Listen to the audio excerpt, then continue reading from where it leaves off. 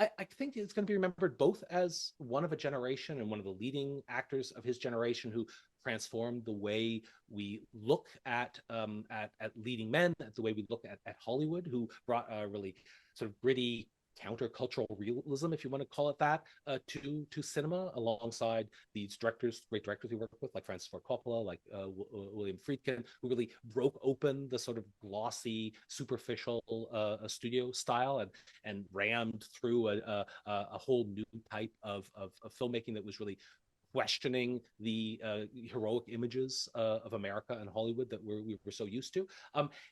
And I also think he's just going to be remembered as an actor with an unbelievable hit rate. The man gave really no bad performance his entire career.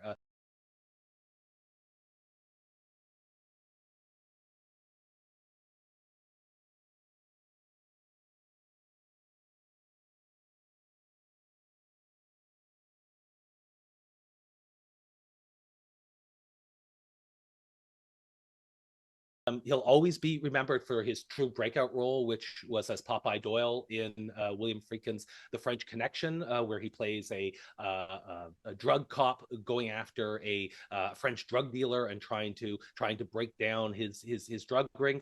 It's impossible really to imagine what this film was like, how it was received at the time, because it was so radically different than anything that had come before.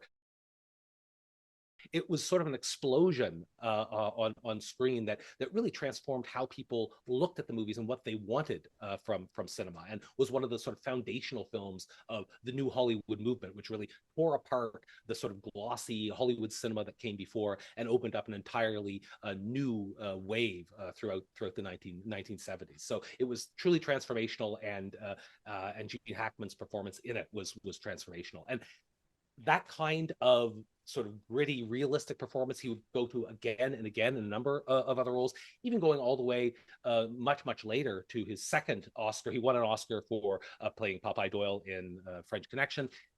Decades later, in 1992, he won the second Oscar playing Little Bill Duggett, a sort of psychopathic sheriff in the Clint Eastwood Western Unforgiven. And in some ways, it's a similar style of performance, because it's taking an iconic Hollywood figure, the sort of sheriff imposing justice on the town, on the small Western town, and it twists it into something much uglier and more disturbing, and in a way questioning this whole idea of American heroism as portrayed in the movies.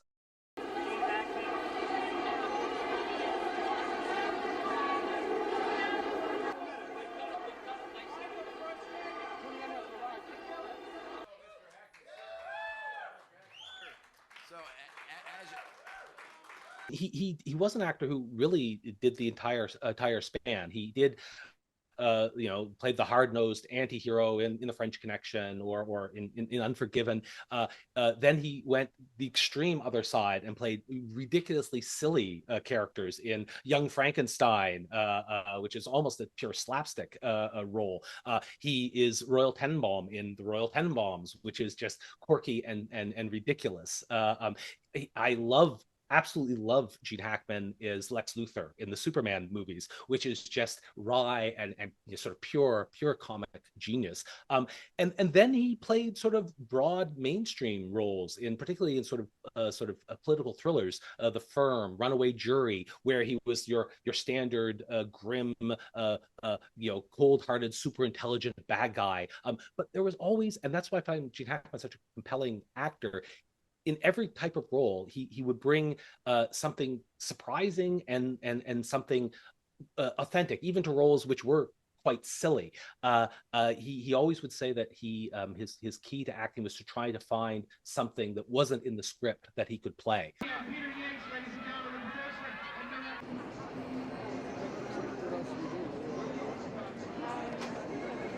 This is Gene Hackman. Happy holidays. He was definitely not a celebrity star. He didn't seem to enjoy giving interviews. He was famously cantankerous, seemingly in person, at least with the press, as some of his characters were on screen. He seemed to see acting as an incredibly difficult thing to do. One of the reasons he retired in 2004 was on the advice of his doctor. He had a heart condition, and his doctor told him the stress of acting, even at that, after being one of the most acclaimed actors for decades, the stress of each performance, what it seemed to take out of him. He saw as being maybe a risk to his health, so he decided to retire instead of continuing. He definitely did not like to be in the limelight. He liked his performances to shine, and he put all his energy and effort into those. But the person, Gene Hackman, didn't seem to be that important.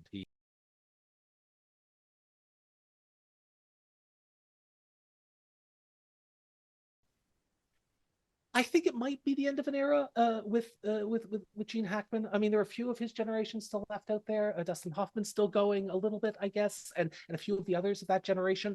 But that sort of new Hollywood era, those type of actors who brought something rough, maybe countercultural, on anti-authoritarian to the screen. That's almost gone. We do have now maybe a new generation of sort of pretty boys on screen that are some phenomenal actors. I think of a man like Timothy Chalamet, an amazing actor, but definitely not of the same caliber or the same grittiness as a Gene Hackman. I don't know if we were going to get that same generation again. I mean, Hackman was one of the last of a generation of actors who had a real life before they became actors, who served in the Marines, who came up quite rough before becoming a professional actor. And you don't tend to have those same type of people entering the profession these days.